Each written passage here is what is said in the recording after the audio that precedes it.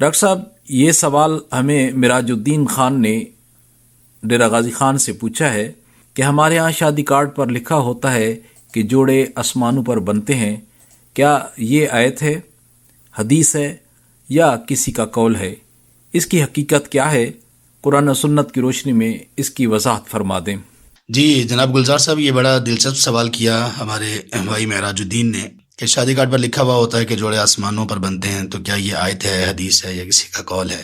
اس کی حقیقت کیا ہے؟ اس کی حقیقت یہ ہے کہ صرف جوڑے ہی آسمانوں پر نہیں بنتے، سب چیزیں ہی آسمانوں پر بنتی ہیں، تمام فیصلے آسمانوں پر ہوتے ہیں۔ اللہ تعالیٰ نے سورۃ الذاریات میں ارشاد فرمایا، اعوذ باللہ من الشیطان الرجیم کے بعد وَفِي السَّمَاءِ رِزْقُكُمْ وَمَا تُوعَدُونَ، آسمانوں میں تمہارا رزق ہے اور وہ تمام چیزیں بھی جن کا تم سے وعدہ کیا جاتا ہے۔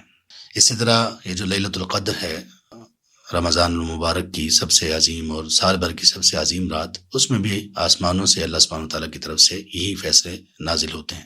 فیہا یفرق من کل امر حکیم، ہر ایک پختہ اور حکمت و دانش سے بھرپور فیصلے کا معاملے کا فیصلہ کیا جاتا ہے۔ تو یہ صرف جوڑے ہی آسمانوں پر نہیں بنتے، تمام چیزیں آسمانوں پر بنتی ہیں۔ یہ وہ چیزیں ہیں، وہ معاملات ہیں جو اللہ سبحانہ وتعالیٰ کے اختیار میں، قدرت میں اور اللہ تبارک تعالیٰ کے کنٹرول میں ہیں، اور اللہ تبارک تعالیٰ کی تقدیر کا حصہ ہیں۔ اور تقدیر اللہ تبارک تعالیٰ کا وہ وسیع علم ہے جو ماضی، حال اور استقبال کی قید کے بغیر ہے۔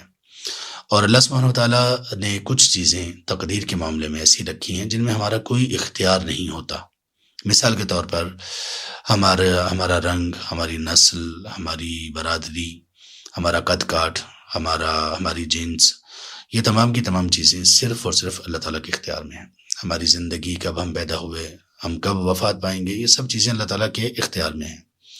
اسی طرح سے اللہ سبحانہ وتعالیٰ نے ہمارے لیے ہمارے زوج بھی مقرر کر رکھے ہیں، لیکن اس زوج کے انتخاب میں کچھ اختیار ہمیں بھی دیا گیا۔ ہم اپنی مرضی سے دیکھ سکتے ہیں کہاں ہمیں کسے اپنے شریک حیات کے طور پر منتخب کرنا ہے، لیکن یہ تمام چیزیں بھی اللہ سبحانہ وتعالی کے علم کا حصہ ہیں کہ کون شخص اپنی مرضی سے کب کیا کس چیز کا انتخاب کرے گا۔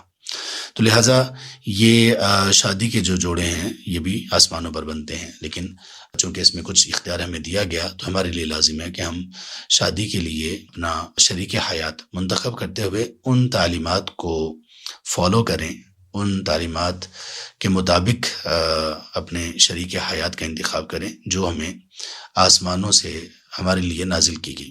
اللہ کے رسول صلی اللہ علیہ وآلہ وسلم کا فرمان ہے صحیح بخاری میں، تنکح المرأة لأربعین، خاتون سے، کسی بھی خاتون سے 4 چیزوں کی وجہ سے نکاح کیا جاتا ہے۔ اس میں ایک ہے اس کا مال و دولت، ایک ہے اس کا نسب برادری، ایک ہے اس کا حسن و جمال، اور ایک ہے اس کا دین۔ آپ نے یہ فرمایا کہ لوگ ان 4 چیزوں میں سے کسی ایک کو دیکھ کر، ایک کو بنیاد بنا کر نکاح کرتے ہیں، لیکن تم لوگ ایک مسلمان ہونے کی حیثیت سے کیا کرو گے؟ فاظفر بذات الدین، آپ لوگوں نے ہمیشہ صرف اور صرف اس بات کو کبھی بھی نہیں چھوڑنا کہ آپ نے دیندار سے شادی کرنی ہے، آپ کا زوج، آپ کا شریک حیات دیندار ہونا چاہیے۔ جب یہ چیز پوری ہو تو اس کے بعد باقی آپ چیزوں کی سلیکشن کر سکتے ہیں، یہ بنیادی چیز ہے، اس کو کمپرومائز نہیں کیا جا سکتا۔ تو لہٰذا یہ تمام چیزیں اللہ تعالیٰ کے ہاں ہی بنتی ہیں، آسمانوں پر ہی سب کچھ اس کے فیصلے ہوتے ہیں۔ اللہ سبحانہ وتعالیٰ اپنے عرش پر مستوی ہیں اپنی شان کے مطابق، اور وہی اللہ سبحانہ وتعالیٰ ہیں جو کہ فیصلہ کرنے والے ہیں، اور وہی اللہ سبحانہ وتعالیٰ ہیں جو کہ یہ سب چیزیں جوڑنے والے ہیں۔ اللہ تبارک تعالیٰ سے دعا ہے، ہم اس دعا پر اختتام کرتے ہیں اس سوال کا جو اللہ کے رسول صلی اللہ علیہ وآلہ وسلم کیا کرتے تھے، وہ یہ کہ اللہم انی اسألک ان تجعل کل قضاء قضیتہ لی خیرا، اے اللہ میں آپ سے یہ سوال کرتا ہوں کہ آپ نے میرے متعلق جو بھی فیصلہ کر رکھا ہے، اے اللہ اس کو خیر پر مبنی کر دے، آمین۔ والسلام علیکم۔ بہت بہت شکریہ ڈاکٹر عبدالجبار بلال، آپ نے سامعین کے سوالات کے جوابات قرآن و سنت کی روشنی میں دیے۔